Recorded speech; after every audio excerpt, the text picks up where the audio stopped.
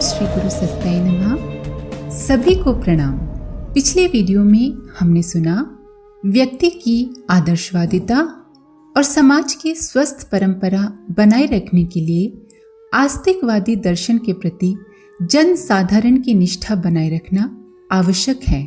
आस्तिकता का एक महत्वपूर्ण अंग है मरणोत्तर जीवन, जिसके दो प्रमाण हैं, पुनर्जन्म की स्मृतियां और प्रेत जीवन का अस्तित्व। हमने कुछ पुनर्जन्म की घटनाएं भी सुनी। आइए इसी क्रम को आगे बढ़ाते हैं। शुक्ला का जन्म सन 1954 में पश्चिम बंगाल के कंपा नामक गांव में श्री के.एन. सेनगुप्ता के यहाँ हुआ। अभी वो कोई 2 वर्ष की ही हुई थी और बोलने का हल्का हल्का सा अभ्यास हुआ ही था। तभी वो कोई भी गुड़िया, लकड़ी या जो कुछ भी खेलने को पाती उसे ही मीनू मीनू कहकर अपने हृदय से लगा लेती। किशोर बालिका में मातृत्व के ये प्रौढ़ संस्कार घर वालों को आकृष्ट अवश्य करते, पर किसी ने भी उस पर गंभीरता से ध्यान नहीं दिया। शुक्ला जैसे जैसे बड़ी होने लगी, उसके मस्तिष्क में पूर्व जन्म की स्मृतियां और भी तीव्रता से उभरने लगी। वो अपनी माँ से, पिता से और सब घर वालों से कहती, मेरी ससुराल भारपाड़ा के रथतला स्थान में है। वहाँ मेरे पति, देवर और सौतेली सास रहती है। मेरे पति मुझे एक ही बार सिनेमा दिखाने ले गए थे। उस पर सास बड़ी नाराज हुई थी। मेरी बेटी का नाम मीनू है। आप लोग मुझे रथतला ले चलिए। मुझे अपनी मीनू की बहुत याद आती है। मरने से लेकर मुझे अब तक भी उसकी याद नहीं भूलती। शुक्ला अभी 5 वर्ष की थी, पर इतनी बातें बताती थी कि घर वाले हैरान रह गए। पता लगने पर मालूम हुआ कि सचमुच वहाँ से कोई 15 मील दूरी पर रथतला स्थान है। वे लोग एकदम शुक्ला को लेकर वहाँ पहुँचे और गांव के किनारे ही ले जाकर छोड़ दिया। इसके बाद शुक्ला गलियों गलियों होती हुई अपने ससुराल के घर जा पहुंची।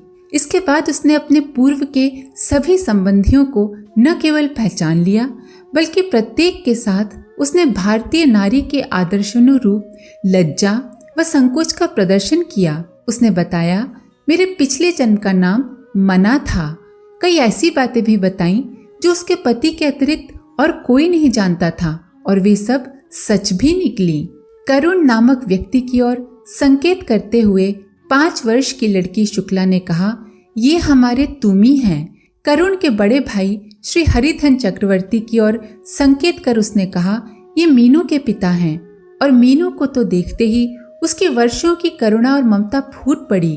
थी तो वह 5 वर्ष की बालिका, पर एक प्रौढ़ माता की तरह उसकी आंखों से आंसू झरने लगे। तुमी बंगाल में छोटे देवर को कहते हैं। करुण को उसकी बड़ी भाभी ही तुमी कहती थी और बाकी लोग उसे कुटी कहते थे।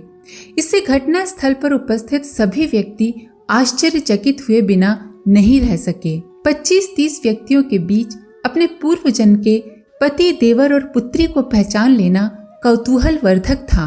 मथुरा से थोड़ी दूर पर छाता कस्बा है। वहाँ के निवासी श्री ब्रजलाल वार्ष्णेय के घर एक बच्चे ने जन्म लिया। उसका नाम प्रकाश रखा गया। अभी ये बालक 4 ही वर्ष का हुआ था कि वो एक दिन रात को सोते सोते उठा और घर से निकलकर बाहर आ गया और सड़क की ओर चल पड़ा। ये तो अच्छा हुआ कि घर वालों को पता चल गया। वे पीछे पीछे भागे और बच्चे को थोड़ी ही दूर से पकड़ लाए। किंतु हैरानी उस समय और बढ़ गई जब प्रकाश का स्वभाव सा हो गया कि वो रात के अंधेरे में ही अकेला जाग पड़ता और चुपचाप घर से निकलकर सड़क की ओर भागने लगता। घर वाले पकड़ते और पूछते तो वो कहता, मुझे कोसी कला ले चलो। मेरा घर कोसी में है। वहाँ मेरे माता पिता, भाई और बहन हैं। मैं उनसे मिलूंगा। वार्ष्णेय परिवार लगातार की इस परेशानी से चिंतित तो था ही, अब उनकी जिज्ञासाएं और तर्क वितर्क भी प्रबल हो उठे। एक दिन वे बच्चे को कोसी लेकर आए, पर दैव योग से उस दिन वो दुकान बंद थी जिसे वो अपने पूर्व जन्म की दुकान कहता था। इसलिए वो और कुछ पहचान न पाया और जैसे गया था वैसे ही वापस ले आया गया। अगले दिन उस दुकान के मालिक श्री भोलानाथ जैन को पता चला कि कोई लड़का छाता से यहाँ आया था और कहता था कि ये उसके पूर्व जन्म के पिता की दुकान है, तो उन्हें एकाएक 4 वर्ष पूर्व हुई अपने 10 वर्षीय पुत्र निर्मल की मृत्यु की घटना याद हो आई। निर्मल बीमार पड़ा था। लगातार कोशिशों के बाद भी उसका बुखार ठीक नहीं हुआ। फिर एकाएक ऐसा जान पड़ा कि बालक का बुखार बिल्कुल उतर गया है और वो स्वस्थ चित्त होकर बातें करने लगा। निर्मल ने कहा, मैं छाता अपनी माँ के पास जा रहा हूँ, और इसके बाद ही उसका निधन हो गया था। इस घटना की याद आते ही श्री भोलानाथ जैन ने छाता जाने का निश्चय किया। साथ में अपनी पुत्री को लेकर जब वे छाता पहुंचे और पता लगाते हुए श्री ब्रजलाल वार्ष्णेय के यहाँ पहुंचे, तो बालक प्रकाश उन्हें देखते ही खुशी से नाच उठा और श्री भोलानाथ की पुत्री को अपनी बहन तारा कहकर उसके साथ घुल मिलकर ऐसे बातें करने लगा जैसे कि वर्षों की पहचान है। इस घटना के बाद प्रकाश की सोई हुई स्मृतियां एक बार पुनः तीव्र हो उठी। अब वो पुनः कोसी कला जाने के लिए हट करने लगा। श्री भोलानाथ के आग्रह पर वार्ष्णेय परिवार उसे कोसी कला लाने के लिए राजी तो हो गया, पर वे लोग भीतर से डर रहे थे कि कहीं ऐसा ना हो कि लड़का वहां से न आने की हट करने लगे। कोसी कला जाने पर उसने अपने पूर्वजन्म की माँ और अपने भाई जगदीश को पहचान लिया, और अपने भाई देवेंद्र को तो उसने देखते ही देवेंद्र कहकर पुकारा भी। इससे लोगों के आश्चर्य का ठिकाना न रहा कि क्या पूर्व जन्मों की स्मृतियां इतनी भी स्पष्ट हो सकती हैं।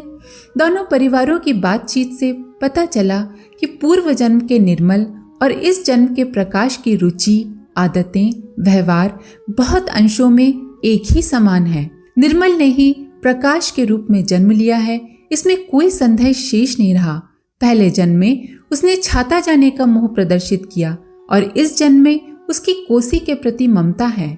माया का कुछ ऐसा ही फेर है कि मनुष्य बार बार जन्म लेता और मरता है, पर अपने शाश्वत स्वरूप को पहचानने और पाने का प्रयत्न नहीं करता।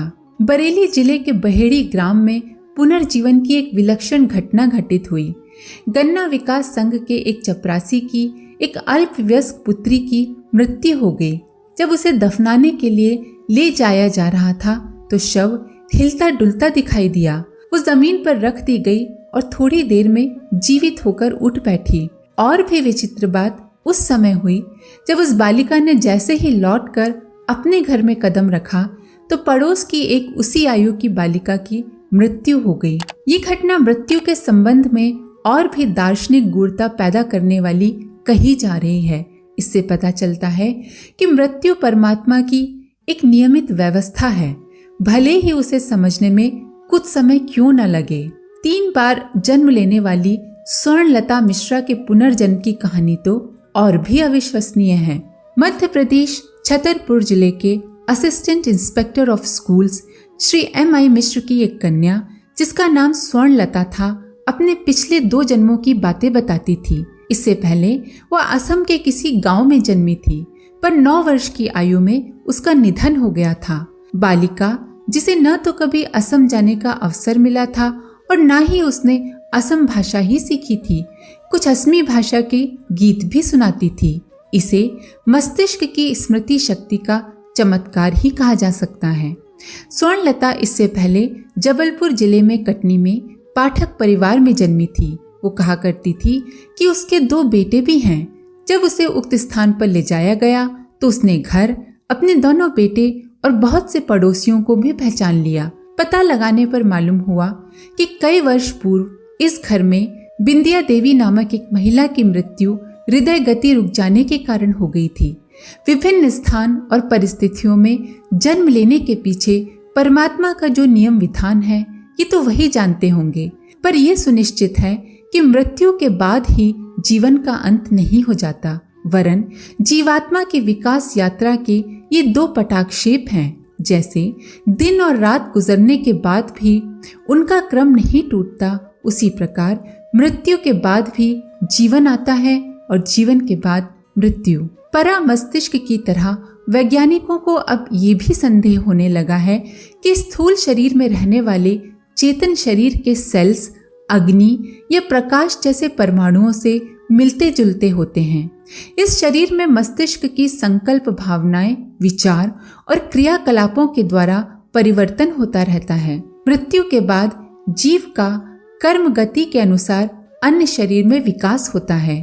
कुछ लोगों के पुनर्जन्म तो सामान्य क्रम में होते रहते हैं। वो ऐसी जगह खिंच जाते हैं जहां उनके संस्कारों के अनुरूप वातावरण होता है। पर संकल्पवान तेजस्वी आत्माएं अपनी इच्छानुसार जीवन धारण करती हैं। प्रस्तुत घटनाएं सुनकर हमें अपने शास्त्रों के कथन पर विश्वास करने के लिए बाध्य होना पड़ता है। परमात्मा जीवन का अनंत आनंद लेने के लिए मनुष्य को बार बार सुयोग प्रदान करता है, पर जीव भौतिक आकर्षणों में पड़कर उस महाशक्ति को समझ ही नहीं पाता। माया का स्पर्श होते ही वो बुराइयां करने लगता है और इस तरह कर्म में बंधकर पुनर्जन्म के चक्कर में पड़ा दुख उठाता रहता है। मनुष्य जीवन का अंत मृत्यु से ही नहीं हो जाता। काल चक्र अनवरत चलता रहता है। परलोक विज्ञान प्रामाणिक तथ्यों से परिपूर्ण है और इस मान्यता के आधार पर मनुष्य जाति को अधिक नैतिक एवं सामाजिक बनाया जा सकना संभव है। निसंदेह मरणोत्तर जीवन की मान्यता के दूरगामी सत्परिणाम है। उस मान्यता के आधार पर हमें मृत्यु की विभीषिका को सहज सरल बनाने में भारी सहायता मिलती है। नैतिक मर्यादा की स्थिरता के लिए तो उसे दर्शन शास्त्र का बहुमूल्य सिद्धांत कह सकते हैं। आज के लिए इतना ही, बाकी का अगले वीडियो में। आप सभी का बहुत बहुत धन्यवाद। ओम शांति।